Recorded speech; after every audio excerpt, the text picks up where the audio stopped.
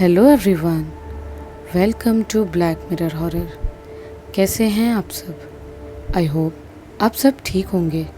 आज मैं आप सभी के लिए लाकिनी देवी के कहर की कहानी का तीसरा और आखिरी भाग लेकर आई हूँ और उम्मीद करती हूँ कि आपको ये कहानी पसंद आई होगी। कहानी पसंद आए तो इस वीडियो को लाइक और चैनल को सब्सक्राइब ज़रूर कीजिएगा। और साथ ही अगर आपने इस कहानी के पिछले 2 भाग नहीं सुने हैं तो पहले उन्हें सुन ले, वरना आपको आगे की कहानी समझ में नहीं आएगी। लिंक डिस्क्रिप्शन में है। इस कहानी के लेखक हैं राहुल हल्दर जी।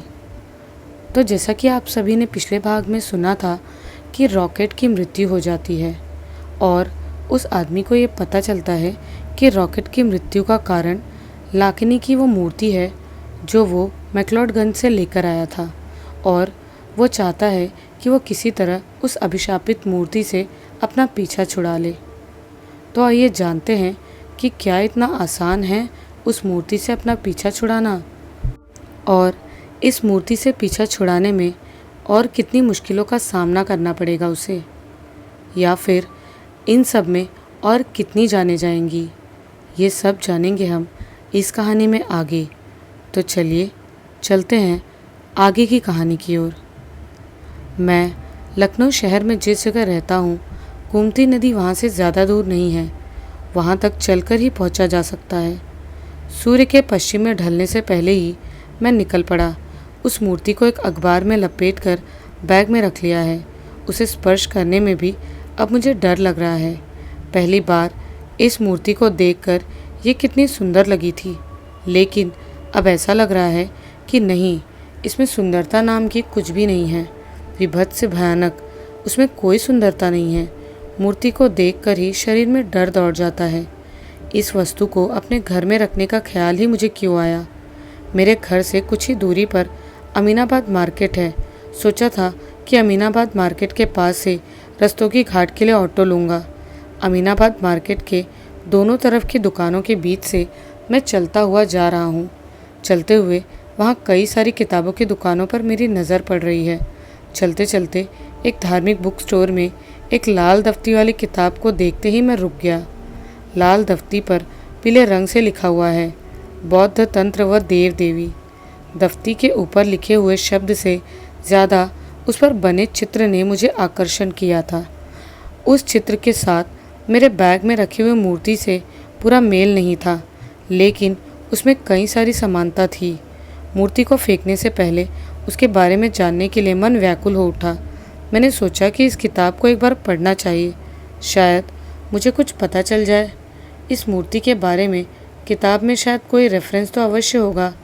यही सोचकर उस दुकान में जाकर किताब का मूल्य पूछा। दुकानदार ने डिस्काउंट देकर भी जो मूल्य बताया, उतना पैसा मेरे पास इस वक्त नहीं है। किताब को रख जैसे ही दुकान से बाहर निकला, अचानक किसी ने पीछे से मेरा नाम लेकर मुझे बुलाया। मैंने रुक कर पीछे देखा। पीछे से पैंट शर्ट पहने, चेहरे पर मुस्कान लेकर अध्यापक टीचर टाइप का जो लड़का आ रहा है, वो शायद मुझे जानता है, लेकिन मैं उसे अभी तक नहीं पहचान पाया। पास आकर उस लड़के ने मुझसे पूछा, क्यों, मुझे पहचाना या नहीं? ऐसे सभ्य और सरल लड़के से मेरी जान पहचान है या कभी था, ये मुझे याद नहीं आया। मैं असमंजस होकर बोला, नहीं भाई। उस लड़के ने मुस्कान भरे चेहरे से फिर बोला, मैं तुम्हारे चाचा के लड़के विवेक का दोस्त हूँ। इंटर कॉलेज के वॉलीबॉल चैम्पियनशिप में चैम्पियन टीम का मैं कप्तान था। अब याद आया? और कुछ बोलने की ज़रूरत नहीं। तब तक मैंने उस शांत आवाज़ को पहचान लिया था। चेहरा भी याद आ गया था, लेकिन उस चेहरे का इस तरह परिवर्तन हुआ है कि मैं पहले पहचान ही नहीं पाया। अरे भैया, आप यहाँ क्या कर रहे हैं? यहाँ मतलब लखनऊ में ही तो रहता हूँ, कहाँ जाऊँगा? मेरा मतलब है कि इंटर कॉलेज के बाद से तो मैंने आपको कभी नहीं देखा। वैसे क्या हाल? मैं तो अच्छा ही हूँ भाई, पर तुम कैसे हो और घर में सभी कैसे हैं? किसी तरह चेहरे पर मुस्कान लाते हुए मैं बोला, अच्छा ही हूँ, तो आज इधर कैसे? उसका चेहरा अचानक गंभीर हो गया। कुछ देर मेरे चेहरे की तरफ देखने के बाद उसने जो बोला वो सुन मैं आश्चर्यचकित हो गया। नहीं, तुम इस वक्त सही नहीं हो, मुझसे झूठ मत बोलो। जल्दी ही घर पर किसी की मृत्यु हुई है। इसके अलावा तुम कुछ दैविक व भयानक समस्या से जूझ रहे हो। उसके उज्जवल आंख में मैं मानो खो सा गया। मैंने उससे पूछा, तुम्हें कैसे पता चला? फिर चेहरे पर वही स्वाभाविक मुस्कान। फिर उनसे बोला, यही खड़े होकर सब कुछ सुनोगे? चलो पास ही किसी दुकान पर बैठते हैं। मुझे एक पॉजिटिव संकेत मिला। मूर्ति को गोमती नदी में फेंकने के बारे में नहीं भूला, लेकिन न जाने क्यों उसके चेहरे को देखकर ऐसा लगा कि जो मुझे देखकर इतना सब कुछ बता सकता है, उसके पास इस समस्या का समाधान अवश्य होगा। इसीलिए उसके साथ बात करना इस वक्त मुझे ज़्यादा ज़रूरी लगा। घर लौटते वक्त मूर्ति को गोमती नदी में फेंक दूंगा। शाम धीरे धीरे आगे बढ़ रही है। हम दोनों एक चाय की टपरी पर जाकर बैठे। चाय पीते हुए हम दोनों के बीच बहुत सारी बातें हुई। मैंने अपने इंटर कॉलेज के इस सीनियर भैया से कुछ अचंभित कर देने वाली बातों को जाना है। क्लास का सबसे गधा लड़का कैसे तंत्र मंत्र की दुनिया में प्रवेश कर गया। पहले उसने अपने तांत्रिक दादाजी से कैसे तंत्र दीक्षा लिया एवं इतने साल कई जगहों पर घूमकर कैसे साधना के विभिन्न स्तर को पूर्ण किया। सब कुछ उसने मुझे बताया। वर्तमान में वो अपने असली नाम का उपयोग नहीं करता। तंत्र दीक्षा के बाद उसका नया नाम अवधूत बाबा हो गया है। हालांकि ये नाम मुझे पसंद भी आया। अब से मैं यही कहकर उसे बुलाऊंगा। असली नाम का परिचय रहने ही देता हूँ। उसके माता पिता कई साल पहले स्कूल टाइम में ही स्वर्ग सिधार चुके थे। उसके बाद से वो अपने दादाजी के पास रहकर ही बड़ा हुआ। उसके दादाजी को भी स्वर्ग सिधारे 5 साल हो गया है। वर्तमान में वो गोरखपुर अपने पैतृक घर में रहता है। हजरतगंज में अपने एक घर के किराए से उसका जीवन आय चल रहा है। कई प्रकार की साधनाओं को करने के बाद अब उसके अंदर कई तरह की क्षमताएं हैं।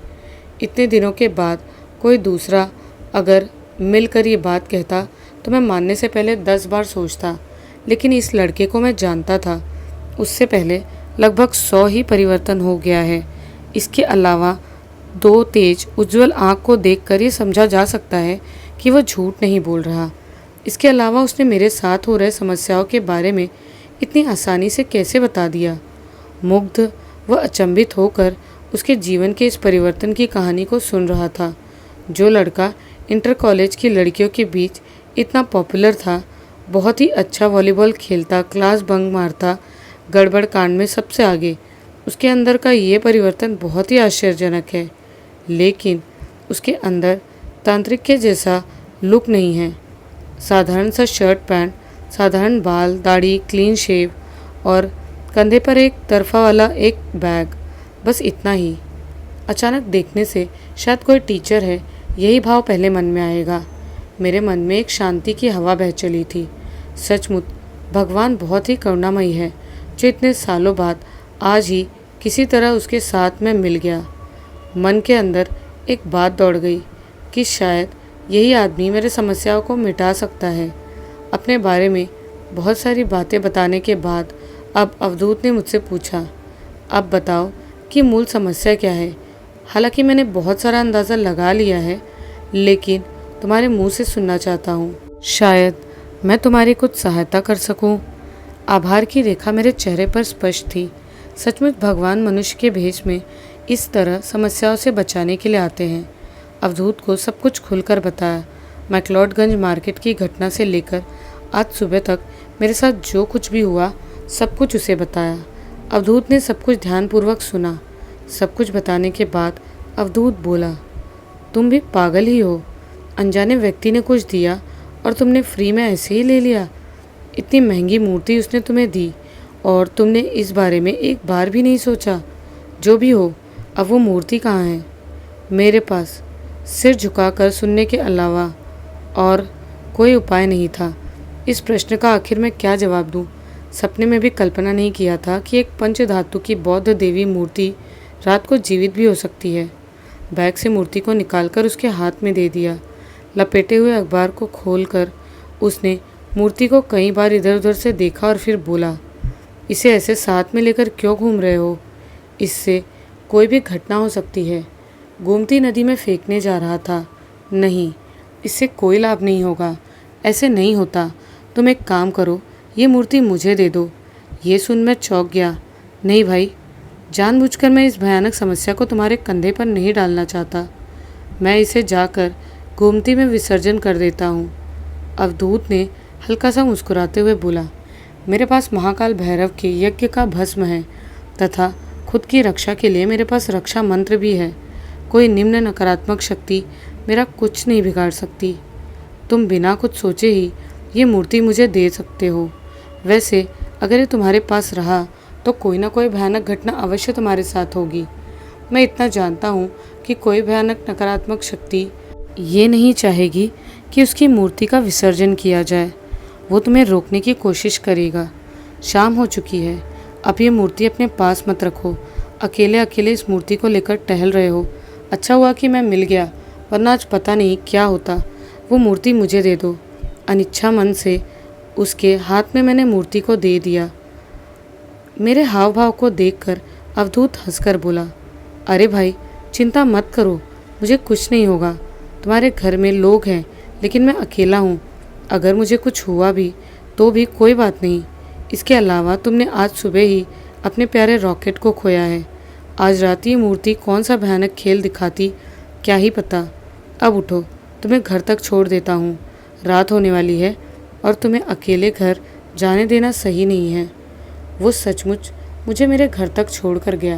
मैंने कई बार उसे अंदर आने के लिए कहा लेकिन वो नहीं माना। जाते वक्त कंधे के बैग से एक पत्ते में लाल धागे से बंधा हुआ कुछ देखकर बोला, इसे रखो, इसके अंदर चूने के जैसा कुछ है। वो क्या है इस बारे में तुम्हें जानने की कोई ज़रूरत नहीं। अभी तुरंत ही घर के चारों तरफ इससे एक रक्षा घेरा बना दो।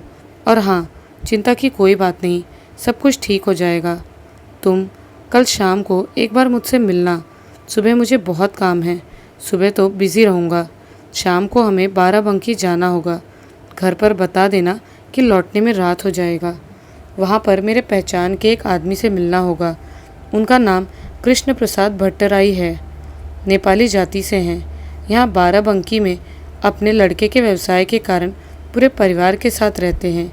पूरे अवध क्षेत्र में शायद वही एक हैं जिन्होंने इतने सारे बौद्ध तंत्र पर सिद्धि पाई है। उनके पास एक आश्चर्यजनक शक्ति है जो किसी भी वस्तु को छूकर उसका अतीत बना देती है। इस मूर्ति के इतिहास के बारे में जानना बहुत ज़रूरी है। इसके अलावा इस समस्या से छुटकारा पाने का सही रास्ता वो बता सकते हैं। अब मैं चलता हूँ। मैं बोला, अपना फ़ोन नंबर तो दो। भाई मैं मोबाइल नहीं चलाता। इस युग में मोबाइल नहीं इस्तेमाल करता। क्या ऐसा आदमी इस पूरे लखनऊ में है? फिर तुम्हारे साथ कांटेक्ट कैसे करूँगा? कल शाम 4 बजे बस स्टैंड आ जाना। और हाँ, याद से रक्षा घेरे को बना देना। अवधूत वहाँ से चला गया। उसके परछाई के गायब होने तक मैं गली के मोड़ पर अंधेरे में खड़ा रहा। मन में एक आश्चर्य प्रकार की शक्ति महसूस हो रही है। मन ऐसा कह रहा है कि सभी समस्याएं खत्म हो जाएंगी। अगले दिन 4 बजे बस स्टैंड पर अवधूत से मिला। वो सही सलामत है ये देखकर मेरे मन को शांति प्राप्त हुई। मूर्ति उसे हैंडओवर करके मैं बहुत ही चिंता में था। वहाँ से बाराबंकी के लिए बस पकड़ी। बस से बाराबंकी जाते हुए मैंने अवधूत से पूछा, कल रात तुमने भी कुछ देखा? अवधूत ने बोलना शुरू किया, हाँ, मैंने सोचा था कि तुम्हें बताऊंगा। तुमने जो कुछ भी देखा था वो सब एकदम सही है। उस मूर्ति को जानबूझकर ही मैंने अपने कमरे में रखा था। कल रात को बहुत ही ठंड लगने के कारण मेरी भी नींद खुल गई थी। नींद से जागने के बाद मैंने देखा कि कमरे के अंदर हल्के हरे रंग की रोशनी चारों तरफ बिखरी हुई है। मैं बिस्तर पर नहीं सोता, नीचे फर्श पर चटाई बिछाकर सोता हूँ। नींद से जागते ही पीछे घूमकर जो दृश्य देखा मैंने, उसे कोई आम आदमी देख ले तो वो वहीं डर से बेहोश हो जाता। कमरे के दीवार पर छिपकली की तरह ही 10-12 साल की एक लड़की इधर उधर चल रही थी। कोई मनुष्य उस तरह दीवार पर चल फिर नहीं सकता। उस लड़की के हाथ पैर कुछ ज़्यादा ही बड़े थे तथा अपने बड़े बड़े नाखूनों से दीवार को पकड़ रखा था। सबसे अचंभित कर देने वाली बात है कि उसके 3 बड़े बड़े सिर थे। मैंने जैसे ही उसकी ओर देखा, उसने भी मुझे देखा। उसके 3 जोड़े भयानक आँखों की दृष्टि मेरे ऊपर पड़ी तथा एक भयानक हंसी की आवाज़ पूरे कमरे में गूंजने लगी। उस आवाज़ को सुन डर से मानो पूरा शरीर कांप जाए। रात को नींद से जागने के बाद 3 सिर वाली लड़की को ऐसे दीवार पर चलते फिरते हुए देख क्या हाल होगा, ये तुम समझ ही नहीं सकते हो। फिर वो लड़की दीवार से नीचे उतरी और दोनों घुटनों से लगभग रेंगते हुए मेरी तरफ बढ़ने लगी। उस वक्त ठंडी की वजह से मेरा शरीर कांप रहा था। मेरे तकिए के पास ही महाकाल यज्ञ के भस्म का थैला रखा हुआ था। अक्सर उसे सिर के पास ही रखकर सोता हूँ।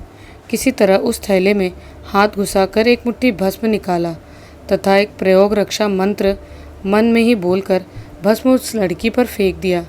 तुरंत ही कार्य हुआ। कमरे के अंदर से वो हल्की हरी रोशनी खत्म होकर कुछ सेकंड के लिए एक लाल रोशनी दिखाई दी और कुछ सेकंड के बाद वो रोशनी खत्म होते ही सब कुछ पहले जैसा सामान्य हो गया। पूरे कमरे में कहीं भी कोई नहीं था। इसके बाद पूरी रात कोई ऐसी घटना नहीं हुई, लेकिन हाँ, ऊपर के कमरे में रात भर किसी के धीरे धीरे कराहने व इधर उधर चलने की आवाज़ सुनाई देती है।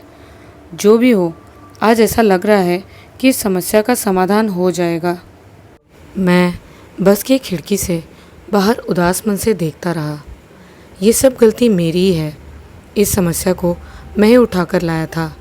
अनजाने व्यक्ति द्वारा कोई चीज़ ऐसे ही नहीं लिया जाता। ये बात मैं आज तक नहीं समझ पाया। माँ ठीक ही कहती है कि मैं उम्र में बड़ा हो गया हूँ, लेकिन मन से अभी भी मैच्योर नहीं हूँ। मेरे कारण ही इतने सारे लोग इस वक्त खतरे में हैं। जान से भी प्यारे रॉकेट को खोया। अपने ऊपर मुझे इस वक्त एक गुस्सा मिश्रित नफरत हो रही थी। जब से बस से बाराबांकी उतरा तो 5 बजकर कुछ मिनट हो रहे थे। वहाँ से ई रिक्शे में कृष्ण प्रसाद भट्टराई के घर पहुँचने में 5:30 बज गए। घर के अंदर एक काम करने वाले आदमी ने दरवाज़ा खोलकर हमसे जानना चाहा कि हम किससे मिलना चाहते हैं। अवधूत ने कहा कि वो कृष्ण प्रसाद जी को जाकर बोले कि अवधूत उनसे मिलने आया है। वो नौकर अंदर चला गया और लगभग 2 मिनट बाद आकर फिर दरवाज़ा खोल हमें अंदर ले गया। हॉल नुमा सुंदर बड़ा घर शायद किसी हिंदू परिवार से खरीदा था। सीढ़ी से ऊपर जाकर एक कमरे में नौकर ने हमें बैठने को कहा और बताकर गया कि कुछ देर प्रतीक्षा करो, कृष्ण प्रसाद जी कुछ देर में ही आएंगे। उस कमरे में चारों तरफ कई सारे अद्भुत प्रकार की वस्तुएं रखी हुई थी तथा साथ ही एक सुंदर महक से पूरा कमरा सुगंधित था। अवधूत से पूछने पर उसने बताया कि ये कस्तूरी की महक है। पूरे कमरे में कई जगह दीवार पर शेल्फ बना हुआ है।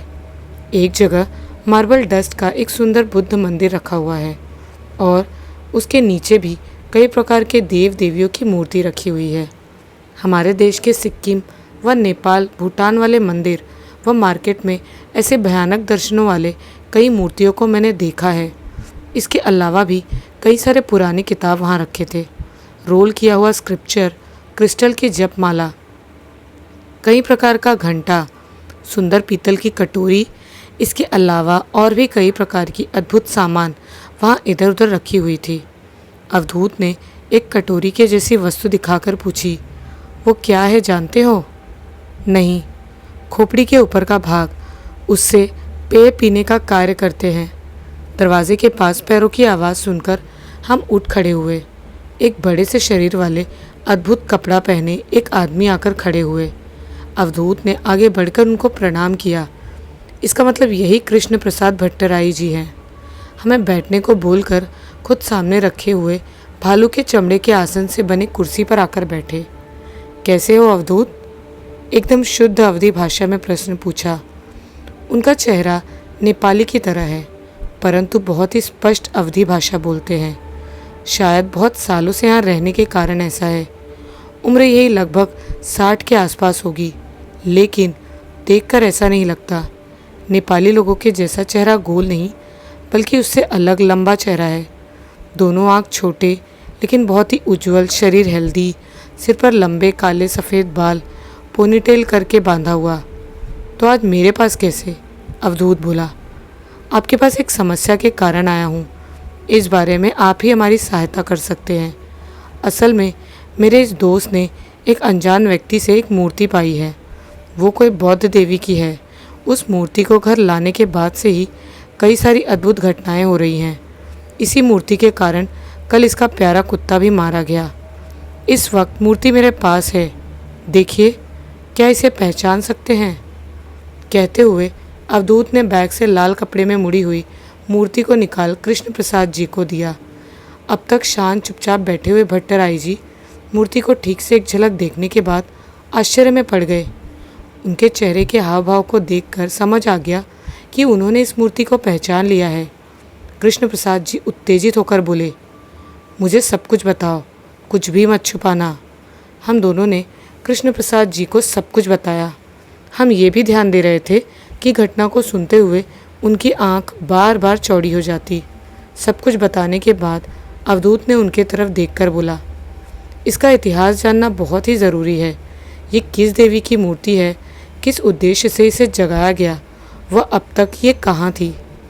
कृष्ण प्रसाद जी ने उस मूर्ति को दाहिने हाथ से ऊपर उठाकर बोले, मुझे थोड़ा वक्त दो, इस बीच कोई भी आवाज़ मत करना।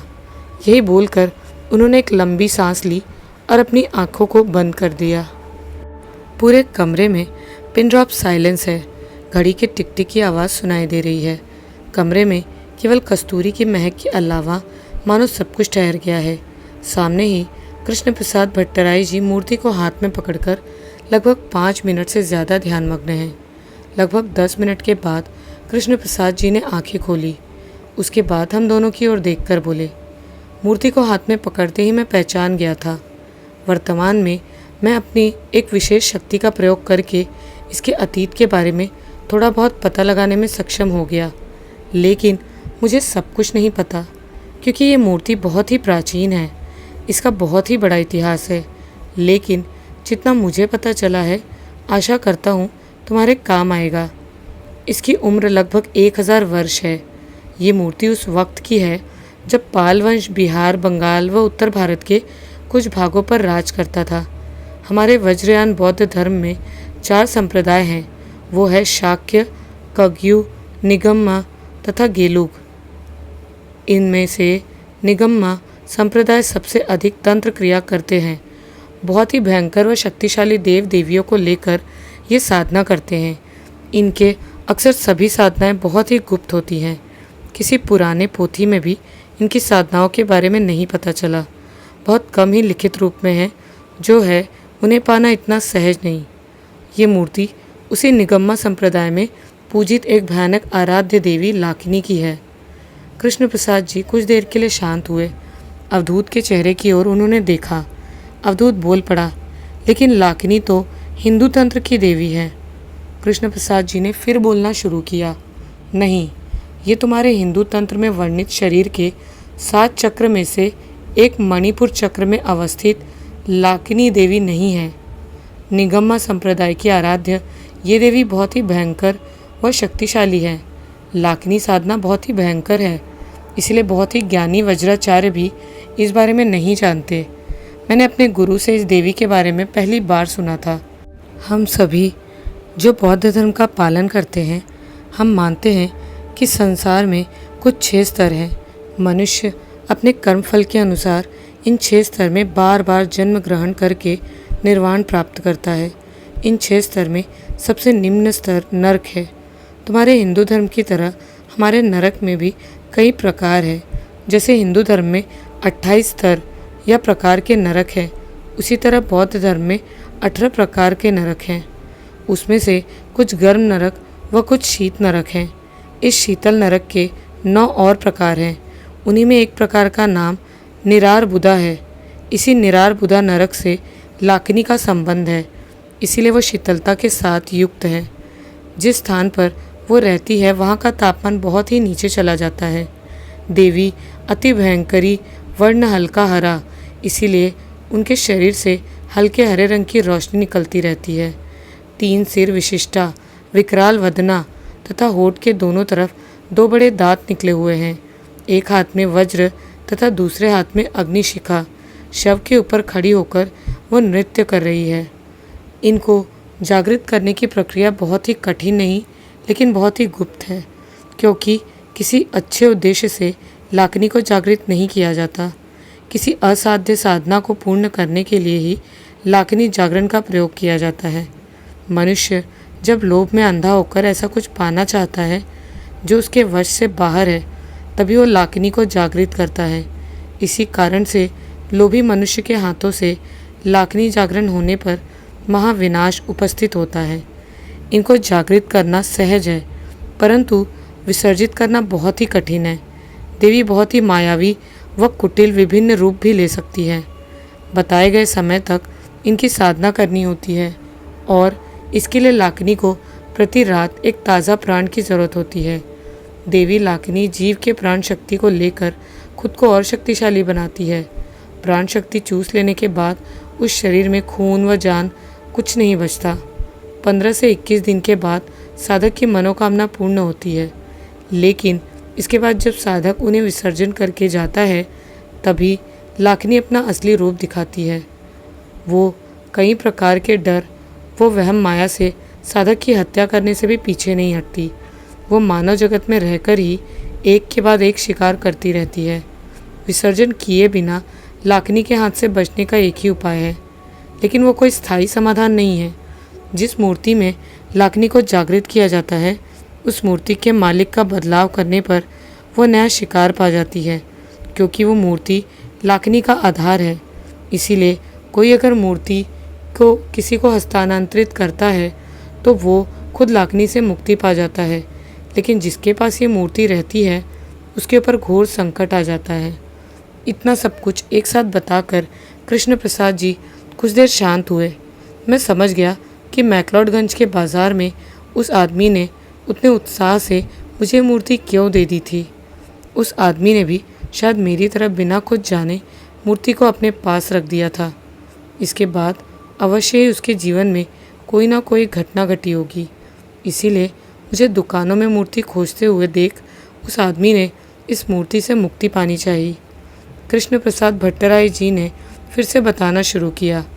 अब तुम्हें बताता हूँ कि मुझे अतीत से क्या पता चला। इस मूर्ति को पाल साम्राज्य में किसी बौद्ध सन्यासी ने पंचधातु से बनाकर साधना करके किसी दुर्लभ पोथी के लिए लाकिनी को जागृत किया था। उसका वो कार्य पूर्ण नहीं हुआ तथा लाकिनी ने ही उसका भयानक तरीके से हत्या की थी। उसके बाद से आज तक इस मूर्ति का विसर्जन संभव नहीं हुआ, या फिर कह सकते हो कि किसी बड़े साधक के पास ये मूर्ति नहीं पहुंची। वो शायद लाकिनी विसर्जन की प्रक्रिया वो नहीं जानता था। इतनी देर के बाद अवधूत ने कुछ बोला।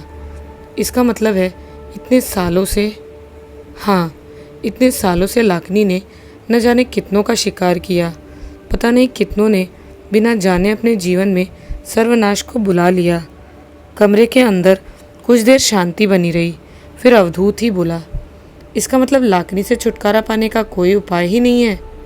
कृष्ण प्रसाद जी ने कुछ देर आंख बंद की, फिर कुछ सेकंड बाद आंख खोलकर बोले, है। अवधूत के अंदर अब कौतूहल दिखाई दिया। क्या है वो प्रक्रिया, क्या आपको पता है? हाँ, मैं सिर हिलाकर कृष्ण प्रसाद जी ने जवाब दिया। मैं उस वक्त नेपाल में था। वज्र गुरु के साथ मठ में रहकर वज्रयान शाखा की कई साधना को सीखा था। वहाँ एक गांव में एक आदमी ने इस साधना को किया था, लेकिन वो भी लाकिनी को विसर्जन करने में असफल रहा। इसके फलस्वरूप पूरे गांव में मौत का तांडव होने लगा। गुरु के साथ मैं भी उस गांव के अभिशाप को खत्म करने के लिए गया था। उस वक्त वज्र गुरु को लाकिनी विसर्जन की प्रक्रिया करते हुए देखा था। बाद में उनसे ये प्रक्रिया सीख भी लिया था। मैंने कभी सोचा भी नहीं था कि वो विद्या आज काम आएगी। तुम दोनों एकदम सही जगह पर आए हो। चिंता मत करो, अब इसका खेल समाप्त।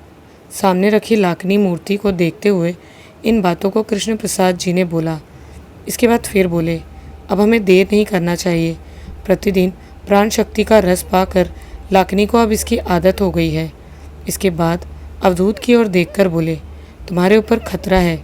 ज़्यादा दिन तक किसी रक्षा मंत्र के द्वारा लाकिनी को नहीं रोक पाओगे। वो तुम्हें मारने के लिए उत्सुक है, इसीलिए सावधान रहना। किसी शक्तिशाली रक्षा मंत्र धारण किए बिना बाहर मत टहलना। इतना बोलकर उठकर एक शेल्फ से कृष्ण प्रसाद जी एक रोल किया हुआ थांका ले आए तथा उसे खोलकर हमारे आंखों के सामने फैलाया। थांका पर एक भयानक दर्शन के देवता का चित्र बना हुआ है। तिब्बती दुकानों में ऐसी मूर्तियाँ व चित्र दिखाई देते हैं। थाका पर बने देवता का शरीर स्थूलकाय, देह का रंग नीला, दाहिना पैर थोड़ा ऊपर उठाकर तथा बायां पैर थोड़ा पीछे की ओर करके खड़े हैं। कमर में बाघ का खाल लपेटे, एक हाथ ऊपर। उस हाथ में जो है उसे मैं पहचानता हूँ, उसे वज्र कहते हैं। अधिकांश तिब्बती देव देवी के हाथ में ये रहता है। बाएं हाथ से मुद्रा सुशोभित है। देवता के चेहरे का भाव बहुत ही डरावना है। तीनों आँखों से मानो आग निकल रही है। उनके भौं, दाढ़ी, मूंछ सब कुछ मानो आग द्वारा बनाया गया है। आग के लपटों की तरह उनके बाल हवा में उड़ रहे हैं तथा उनके शरीर के चारों तरफ भी आग ही आग है। कृष्ण प्रसाद भट्टराई जी बोले, इनका नाम देवता वज्रपाणी है। चतुर्भुज अवस्था में इनका नाम ही भूत डामर है। तुम्हारे हिंदू धर्म में इन्हें महाकाल रुद्र के क्रोध रूप में संबोधित किया गया है। हाँ, ये तुम्हारे हिंदू तंत्र में वर्णित क्रोध भैरव ही हैं। जगत के सभी नकारात्मक शक्ति, भूत, प्रेत, पिशाच इन्हीं के अधीन है। देवता वज्रपाणी के शरण में जाने से वो साधक को सभी डर व भयानक शक्ति से मुक्ति दिलाते हैं और अपने हाथ में पकड़े क्रोध वज्र से उसे छिन्न भिन्न या घोर नरक में भेज देते हैं। इसीलिए लाकिनी के हाथ से छुटकारा पाने के लिए हमें देवता वज्रपाणी के शरण में जाना होगा। उन्हें वज्रपाणी चक्र में आवाहन करना होगा। अगर मंत्र द्वारा वो खुश हुए तो इस भयानक शक्ति को हमेशा के लिए नरक में भेज देंगे। इसी तरह लाकिनी से हमेशा के लिए छुटकारा मिल जाएगा। वो रात अच्छे से बीता था। अवधूत के बारे में नहीं जानता, लेकिन मुझे माँ के कई प्रश्नों का सामना करना पड़ा था, जैसे कि पिछले कुछ दिनों से मैं घर के बाहर इतना क्यों जा रहा हूँ, इतनी रात घर क्यों लौटता हूँ इत्यादि। अगला दिन बहुत ही चिंता में बीता, क्योंकि उसके घर सीधा जाए बिना अवधूत से कांटेक्ट करने का कोई उपाय नहीं है। वैसे इस वक्त वो अपने घर नहीं होगा, बाराबंकी कृष्ण प्रसाद भट्टराय जी को लेने गया होगा। शाम तक मैं अवधूत के एड्रेस पर पहुंच गया। कई लोगों से पूछने के बाद आखिर में उसका घर मिल ही गया। इतने बड़े घर में वो अकेला रहता है। अवधूत ने खुद ही दरवाज़ा खोला। वो ठीक है, ये देख मेरा मन शांत हुआ। मैंने उससे पूछा, उन्हें लेकर आए हो? हाँ, अंदर के कमरे में हैं, लेकिन उन्होंने दरवाज़ा बंद कर दिया है और कहा है कि जब तक वो नहीं कहते वहाँ जाना निषेध है। चलो सामने ही दुकान से चाय पीकर आते हैं। चाय पीने के बाद जब हम दोनों लौटे तब तक शाम खत्म होकर रात हो गई थी। अभी तक कृष्ण प्रसाद जी ने दरवाज़ा नहीं खोला था। अंदर क्या कर रहे हैं पता नहीं। आज माँ को बताकर आया हूँ कि रात को घर नहीं लौटूंगा। रॉकेट की मौत से माँ थोड़ा घबराई हुई थी, इसीलिए उन्हें कैसे मनाया ये मैं ही जानता हूँ। हम दोनों कुछ देर और आंगन में टहलते रहे। घड़ी में टाइम देखा तो 9 बज रहे थे। ठीक उसी वक्त कृष्ण प्रसाद जी दरवाज़ा खोलकर बाहर आए। आज उनके पोशाक में अद्भुत परिवर्तन है। उन्होंने किसी बौद्ध लामा की तरह हल्के लाल रंग का किमोनो जैसा कुछ पहन रखा है। उनके गले से रंग बिरंगे 4-5 क्रिस्टल की माला झूल रही है। अब उन्होंने हम दोनों को अंदर आने के लिए कहा। एक बड़ा सा कमरा, अंदर लगभग 10-15 दीपक जल रहे हैं। पूरा कमरा एक हल्की भीनी भीनी सुगंध से भरा हुआ है। ये मक्खन की सुगंध है। मैं इतना जानता था कि बौद्ध अनुयायी हमारी तरह घी या सरसों के तेल का दीपक नहीं जलाते। उनके धर्म क्रिया का मुख्य अंग ये बटर लैंप है। इतने बड़े कमरे के फर्श पर एक बड़ा बहुत ही सुंदर सा ज्यामितीय आकृति बनाया गया है। उस आकृति की डिटेल्स बहुत ही सुंदर थी। झुककर ध्यान से सब कुछ देखा तो पता चला कि विभिन्न रंगों के चूने के द्वारा उसको बनाया गया है। ध्यानपूर्वक उस आकृति को देख रहा था। कमरे के उस ओर से कृष्ण प्रसाद जी के आवाज़ को सुनकर ध्यान भंग हुआ। यही देवता वज्रपाणी का मंडल है। इसी मंडल के बीच में हम क्रोध भैरव यानी देवता वज्रपाणी का आवाहन करेंगे। चलो अब शुरू करते हैं।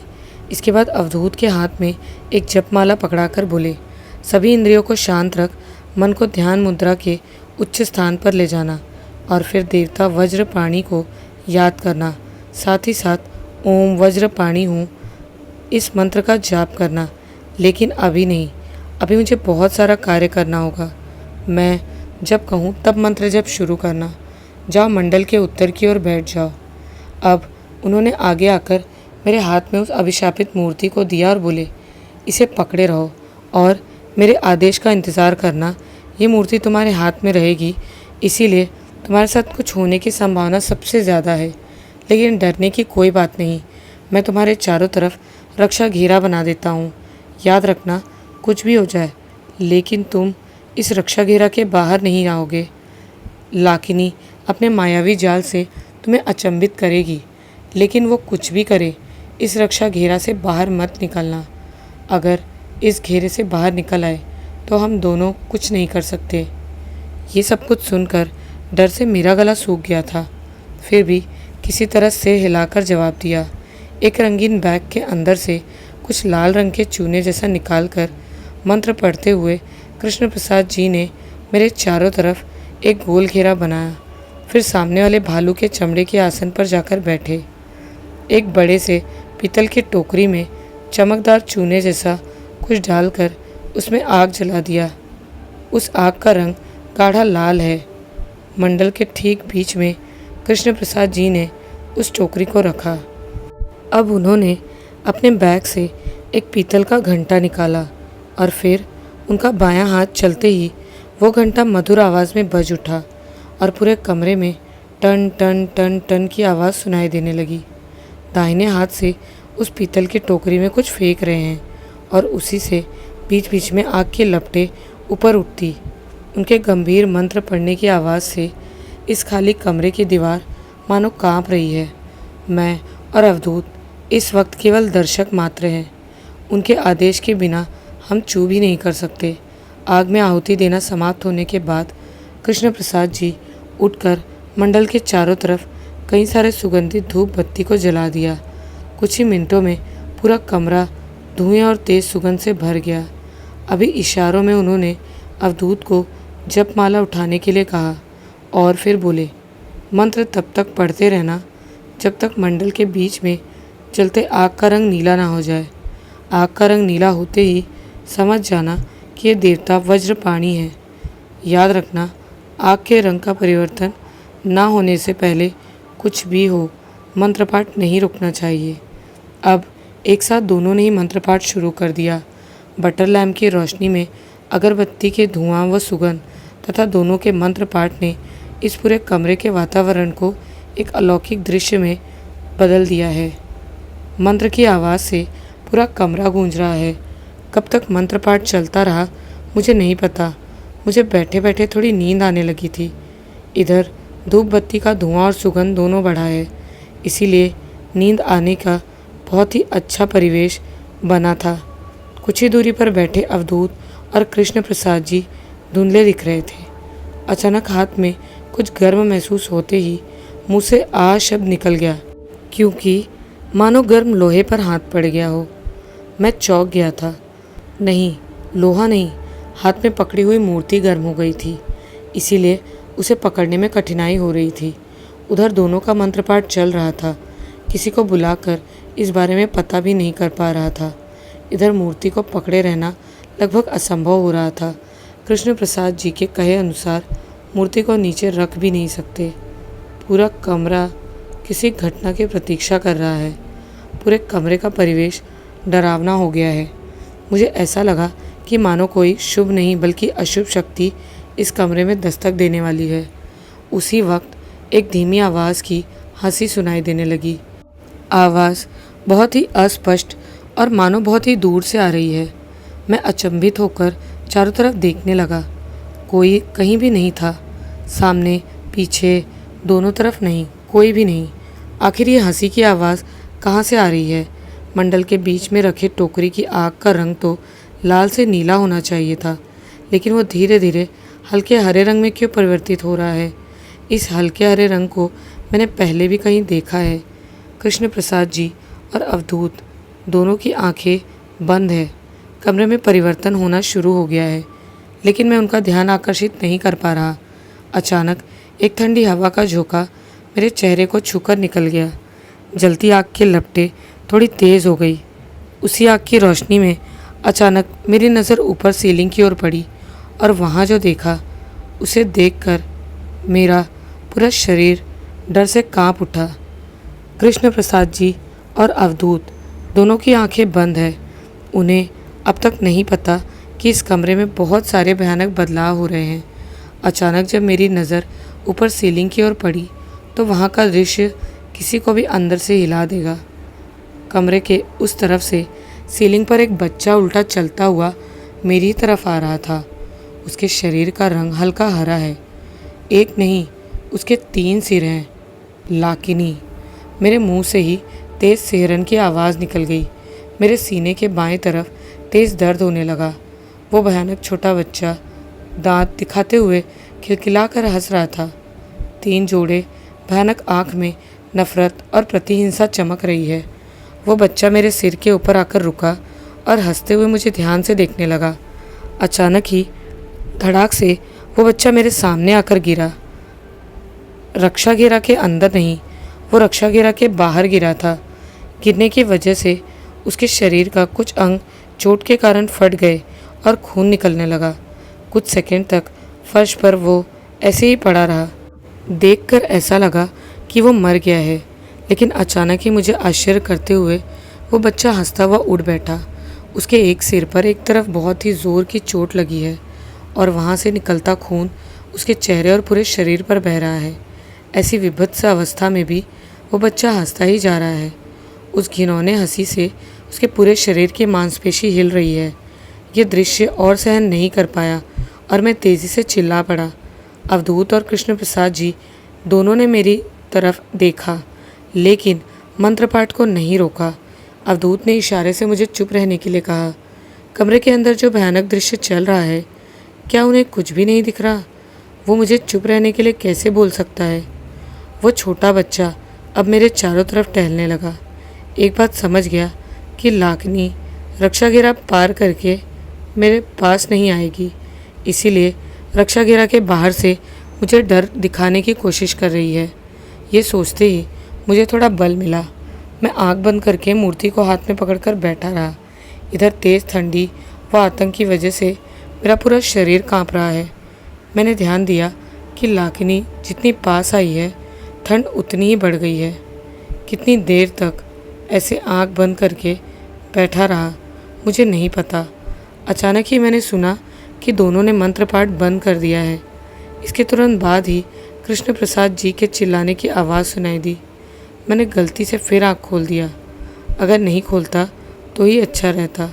आँख खोलते ही जो दृश्य देखा उसे देख किसी की भी सांसें अटक जाए। अब वो बच्चा नहीं है, मेरे आसपास कोई भी नहीं है। मेरे से कुछ ही दूरी पर बैठे कृष्ण प्रसाद जी के कंधे पर बैठकर उनके सिर को आक्रोश में पकड़ी हुई है। वो एक छोटी लड़की है। उसके सिर के दोनों तरफ से और 2 सिर निकले हुए हैं। होठ के पास से 2 बड़े भेदक दांत बाहर निकले हुए हैं। प्रतिहिंसा के आक्रोश में तीनों मुंह से 3 जीभ निकला हुआ है। उसके धारदार बड़े नाखून चमक रहे हैं। मैं आगे की भयानक दृष्टि के लिए बिल्कुल भी तैयार नहीं था। उस लड़की ने अपने धारदार नाखून को कृष्ण प्रसाद जी के गले पर रखकर एक बार रगड़ते ही उनका सिर कटकर धड़ से नीचे गिर पड़ा। ये देखकर लाकिनी एक भयानक हंसी हंसने लगी। मेरा तांत्रिक तंत्र ये दृश्य और नहीं झेल पाया। धीरे धीरे चेतना लुप्त होने लगी। मैं फर्श पर ही लेट गया। हल्के खुले आँख से देखा कि जिस जगह पर अवधूत बैठा था, लेकिन अब वहाँ से अवधूत गायब था। वहाँ पर एक और 3 सिर वाला व्यक्ति बैठा हुआ है और वो रेंगते हुए मेरी तरफ बढ़ रहा है। केवल वही नहीं, पूरे कमरे में न जाने कहाँ से 3 सिर वाले प्राणियों का आगमन हुआ है। उनमें से कोई फर्श पर, कोई दीवार पर, कोई सीलिंग पर रेंगते हुए मेरी तरफ ही बढ़ रहे हैं। उन सभी के हंसने की वजह से चारों तरफ का परिवेश और भी भयानक हो गया है। सभी एक साथ मेरी तरफ आ रहे हैं। मुझे ऐसा लगा कि मैं अभी तुरंत ही बेहोश होने वाला हूँ। उसी वक्त सभी भयानक हंसी की आवाज़ों से परे होकर कोई बोला, सब कुछ गलत है, सब कुछ एक भ्रम है। यह आवाज़ मानो बहुत दूर कहीं से मेरे तक पहुँच रहा है। मेरे शरीर में चेतना नाम की कोई चीज़ ही नहीं है, लेकिन फिर भी सुनने की कोशिश की। सब कुछ एक माया जाल है। उठकर बैठ और देख, नर्क का द्वार खुला है। उस मूर्ति को उसमें फेंक दो। मेरी आंखों के सामने अंधेरा उतर रहा है। अभी तक बेहोश नहीं हुआ हूँ। कान में बार बार यही आवाज़ सुनाई दे रही है, उस मूर्ति को अभी नरक द्वार के अंदर डाल दो, उठ जाओ। ये आवाज़ और भी ठीक से सुनाई देने लगी। कितना समय या नहीं पता, लेकिन बहुत देर बाद मैंने आँख को पूरा खोला। मेरे चेहरे के पास वो सभी 3 सिर वाले प्राणी खड़े हैं। उन सभी के अंदर से निकलने वाले ठंडी ने मानो मेरे पूरे शरीर को, हड्डी को जमा दिया है। इच्छा शक्ति और मनोबल एकत्रित करके मैंने सामने की ओर ध्यान से देखा। सामने से ही अवधूत और कृष्ण प्रसाद जी बैठे हैं। सामने पीतल के टोकरी में जलता आग अब धीरे धीरे लाल से नीला हो रहा था। अब स्पष्ट रूप से कृष्ण प्रसाद जी का आवाज़ सुनाई दिया, उठो और देखो, देवता वज्रमणि आ गए हैं। उन्होंने अपने वज्र के द्वारा नरक के द्वार को खोल दिया है। अपने हाथ से उस भयानक मूर्ति को द्वार के अंदर फेंक दो। मेरे चारों तरफ के उन भयानक प्राणियों ने अब गुर्राना व डरावनी आवाज़ें निकालना शुरू कर दिया। वो सभी अब भी रक्षा घेरे को पार करके मेरे पास नहीं आ पाए। रक्षा घेरे के बाहर एकत्रित होकर बैठकर हवा में उड़ते हुए आक्रोश में गर्जन कर रहे हैं, मानो अगर मुझे पा जाए तो चीर फाड़ कर खा लेंगे। मुझे कमरे में फैला हल्का हरा रोशनी अब धीरे धीरे खत्म हो रहा है। उसके जगह पर अब एक गाढ़ी नीली रोशनी ने अपना स्थान ले लिया है। इस रोशनी के अंदर कुछ शक्ति छुपी हुई है। इसी रोशनी की वजह से मेरे शरीर में धीरे धीरे बल लौटने लगा। शरीर के पूरे शक्ति को एकत्रित करके मैं अब उठ बैठा। सामने जलता नीला आग 2 भागों में खुल रहा था। दरवाजे की तरफ खुलने के बाद अंदर लाल गड्ढे जैसा कुछ दिखाई दिया। उस गड्ढे से आग की लपटें निकल रही थी। कृष्ण प्रसाद जी गरज पड़े, फेंक दो, उस मूर्ति को अंदर फेंक दो। पूरी आवाज़ सुनने से पहले ही मेरे दिमाग में सिग्नल मिल गया था कि मेरे हाथ में जो मूर्ति है उसे उस लाल गड्ढे के अंदर फेंकना होगा।